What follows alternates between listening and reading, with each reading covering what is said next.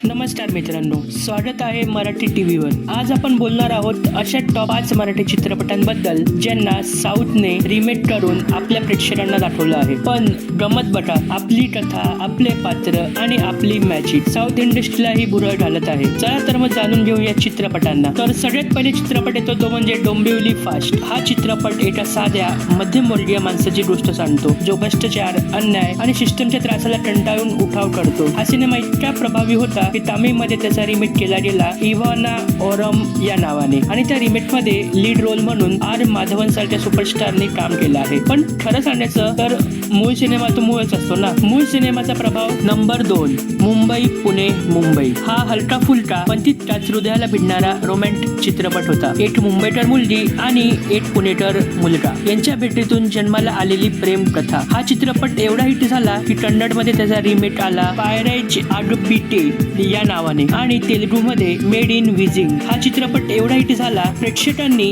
या लव्ह स्टोरीला खूपच पसंती केली। म्हणजेच प्रेम कथा कुठलीही असो, मुंबई पुण्याची असो किंवा विजाटची, भावना मात्र तीच राहते, बरोबर ना। Number 3, timepass. तरुडू आणि प्राजक्ताची प्रेम कथा अजूनही प्रत्येक तरुणाच्या हृदयात घर करून बसली आहे। युवक युवतीमध्ये लोकप्रिय झालेला हा चित्रपट तेलुगूमध्ये आंध्रा पोरी म्हणून रिमेक झाला आहे।